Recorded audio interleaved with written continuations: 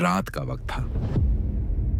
ठंडी हवा धीरे धीरे पुराने शहर की सूनी गलियों से गुजार रही थी और आसमान पर बादल इस तरह थे जैसे किसी ने चंद को जानबूझकर छुपा दिया हो। घड़ी की सुई धीरे धीरे बराह के करीब पहुंच रही थी और शहर के कोने में एक पुरानी वीरन सी हवेली खड़ी थी। राज महल। लोग कहते हैं पिछले 30 साल से वहां कोई नहीं रहता, लेकिन हर साल एक ही तारीख को रात 12 बजे अंदर से एक लड़की के गाने की आवाज आती है, बिल्कुल साफ, बिल्कुल दाढ़ भरी, जैसे कोई किसी का इंतजार कर रहा हो। ये कहानी है अयां की, एक इंडिपेंडेंट जर्नलिस्ट जो अनसॉल्व्ड मिस्ट्रीज पर वीडियोस बनाता था। उसका मानना था हर राज के पीछे कोई लॉजिक होता है, भूत प्रेत नहीं, बस सच जो छुपा दिया गया हो। एक दिन उसके इनबॉक्स में एक अजीब ईमेल आया। सब्जेक्ट लाइन थी, अगर हिम्मत है तो राज महल का सच ढूंढ कर दिखा। अयान ने हल्का सा मुस्कुरा कर स्क्रीन देखी। चैलेंज एक्सेप्ट, उसने धीरे से कहा।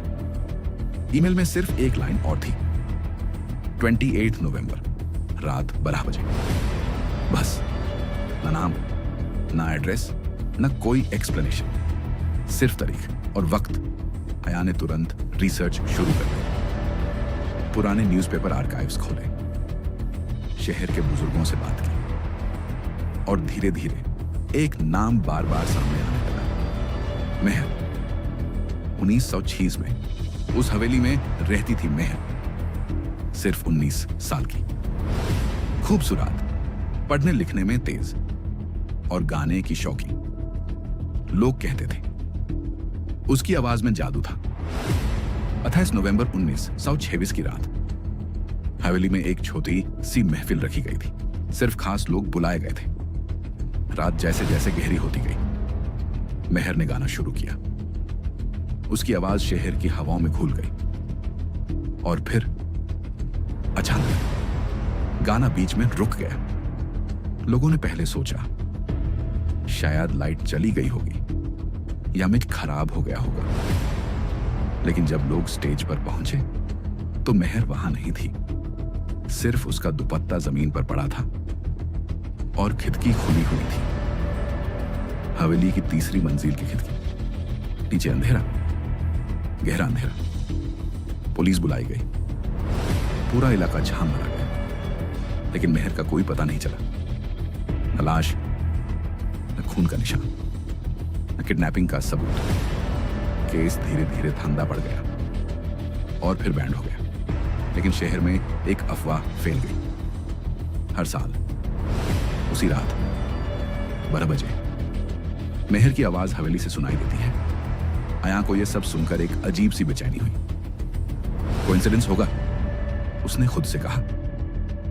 शायद कोई प्रैंक करता होगा, लेकिन अंदर कहीं ना कहीं उससे भी क्यूरियोसिटी हो रही थी। 28 नवंबर आ चुका था। रात के 11:50। अयान कैमरा सेटअप कर रहा था, हवेली के बाहर खड़ा, हल्का सा एक्साइटमेंट। उसने कैमरा की तरफ देखकर धीरे से कहा, मैं अयान हूं और आज हम राजमहल के अंदर जाने वाले हैं। देखते हैं क्या सच है और क्या सिर्फ कहानी। घड़ी ने 12 बजने का सिग्नल दिया। दौर से मंदिर की घंटी की आवाज आई और फिर बिल्कुल सन्नाटा। अयान ने दरवाजा धक्का दिया। दरवाजा धीरे धीरे कर की आवाज के साथ खुल गया। अंदर पुरानी लकड़ी की स्मेल, दीवारों पर उतरी हुई पेंट और हवा में एक अजीब सी ठंडक, जैसे कोई देख रहा हो। अयान ने टॉर्च जलाई। हेलो, उसने धीरे से आवाज लगाई। कोई जवाब नहीं। वो सीढ़ियां चढ़ने लगा। हर कदम पर लकड़ी की चीख जैसी आवाज। तीसरी मंजिल के पास पहुंचते ही अचानक हल्का सा सुरहावा में गूंज उठा। अयान रुक गया।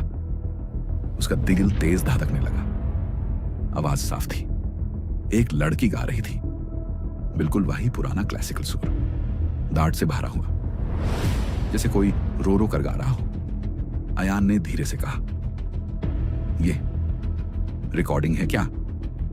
लेकिन आवाज एक जगह से नहीं आ रही थी, हर तरफ से आ रही थी। दीवारों से, छत से, सीढ़ियों से, और फिर आवाज एकदम पास से आई, बिल्कुल उसके कान के करीब। तुम क्यों आए हो?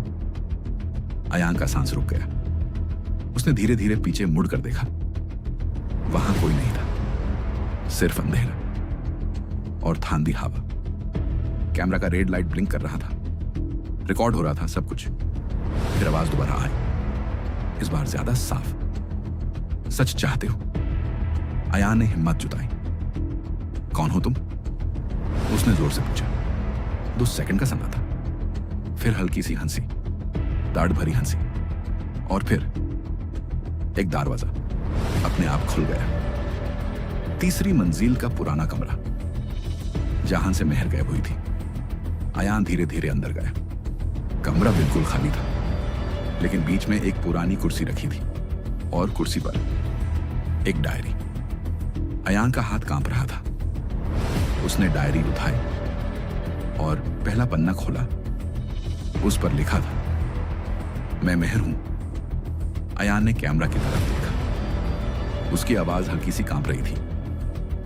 लगता है ये कहानी अब शुरू हो रही है। और उस रात जो कुछ अयान ने डायरी में पढ़ा, उसने सिर्फ राजमहल का नहीं, पूरा शहर का सच बदल दिया। लेकिन सबसे बड़ा सवाल आज भी वही है, क्या मेहर वाकई गायब हुई थी या उससे गायब किया गया था? और अगर उसकी रूह आज भी गा रही है, तो वो किसका इंतजार कर रही है? अयान का कैमरा अगले दिन मिला, हवेली के बाहर, टूटा हुआ, मेमोरी कार्ड में से। और अयान कभी वापस नहीं आया। राजमहल आज भी वहां खड़ा है, सन्नाटे में डूबा हुआ। और हर साल 28 नवंबर की रात 12 बजे एक आवाज गूंजती है, तुम क्यों आए हो? अगर आप कभी उस शहर से गुजरे और हवा में कोई दर्द भरा सुर महसूस हो, तो मुड़कर मत देखना, शायद कोई आपको भी बुला रहा हो।